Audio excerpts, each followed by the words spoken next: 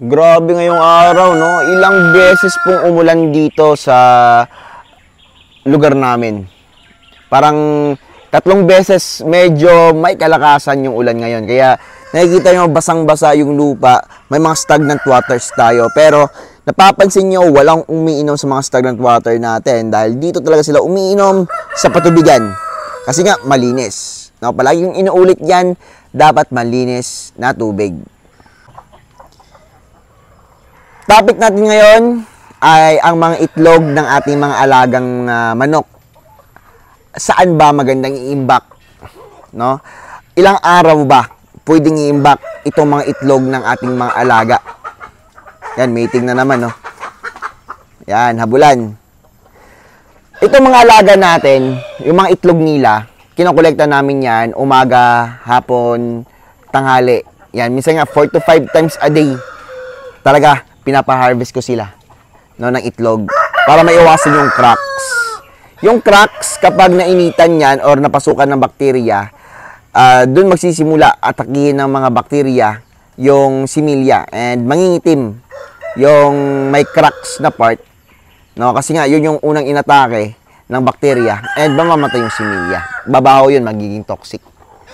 Itong mga itlog ng manok natin, bago namin niloload yan, kinakandel namin. No? Kung yung mga cracks, yung kahit mga hairline lang, talagang ina-out namin yan, kinakain namin. Or binibenta as crack eggs. Pwedeng pagkakitaan. Pero dapat maiwasan dahil mas malaki ang kitaan sa mga sisiw. Itong mga itlog nila, tinatago namin sa kubo. Doon sa kubo. No? Sa kubo kasi medyo malamig dyan.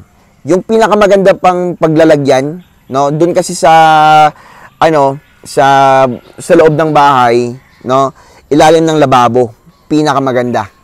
Kasi nga medyo malamig, natutulog yung similya. Ako hindi ako bumibili ng chiller. Minsan kasi nagkakaproblema sa chiller, no? Kahit pa-calibrated, hindi naman kasi for lifetime, no? Ang pagka-calibrate ay andyan pa rin. Minsan nasisira yung thermostat. Kapag nasira yung thermostat, sigurado yan, lalamig ng gusto yung chiller.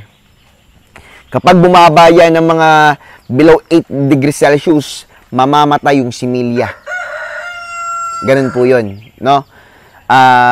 Kaya nga dapat mas maganda in natural way lang. Sa pag-iimbak ng itlog, nag-iimbak lang po kami dito ng 5 to 7 days. 7 days yung pinakamatagal. Start kasi ng 7 days pataas, medyo humihina na rin yung fertility ng itlog.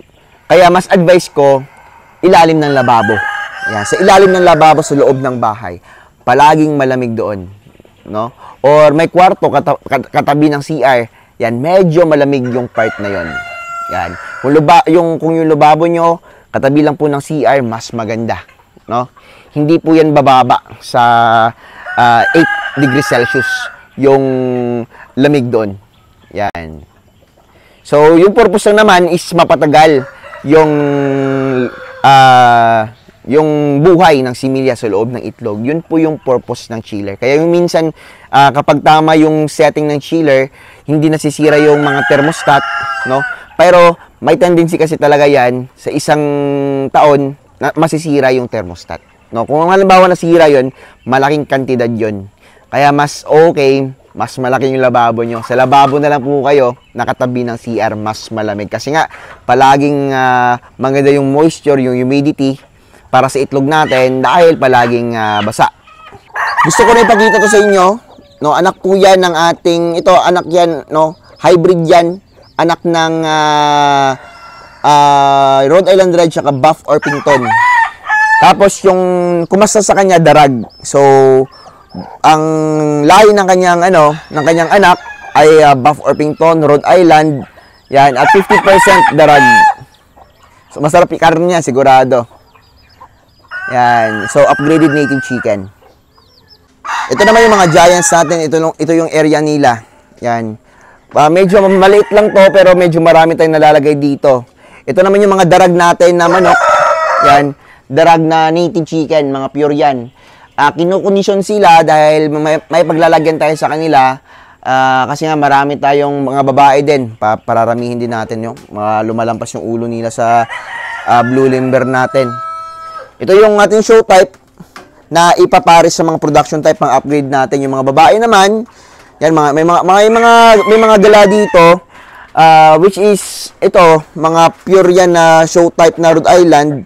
Ito naman, yung napalabas kong puti sa hybrid production ko. Parang broiler siya pero hybrid natin yun. Yan, parang sinisipon siya dahil palaging umuulan. Ito sinasanay sila na makababa sa range. Yan, para po kahit magkasipon sila, gagamutin lang. Yung purpose niyan para ma-adapt agad nila yung klima sa kanilang environment. Dati itong mga show type natin, nagkasipon din niya pagbaba. Ginamot lang natin, naging okay. Yan, ganyan po yung pagtitraining sa kanila bago ilagay sa breeding pens natin. Yan, ating Jersey Giant, Rhode Island Red, dito naman tayo sa incubator kasi itlog yung topic natin. Dito sa incubation natin, ito 20 days to. Yan. Uy, you know. May gumagalaw. Yan, may gumagalaw. Di masyadong makita. Ayun, may gumagalaw na. No? Kasi nga, basta dito ako sa hatcher, hindi ako masyadong maingay. Hindi ko kasi gusto ma-stress yung mga itlog natin or mga similya sa loob. Kasi nga minsan, yung mga ganitong klaseng sisiw, pag nabigla po, no? Yung mga baby pa lang, kapag nabigla, yung iba, talagang nasa stroke. Yan. Parang, yun na yung kapag nagulat sila, namamatay. Hindi ko lang alam, no, sa iba kung napansin nila yan. Basta ako, ito yung sikreto ko. Hindi ako masyadong maingay dito kapag hindi kami masyadong nag-uusap. Kapag kami po'y nagpapahatch. Okay lang sa mga naglo-load ng itlog. Katulad dito.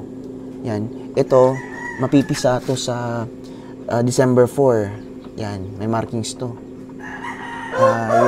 Ito, walang laman. Ito naman, mapipisa sa 27, no?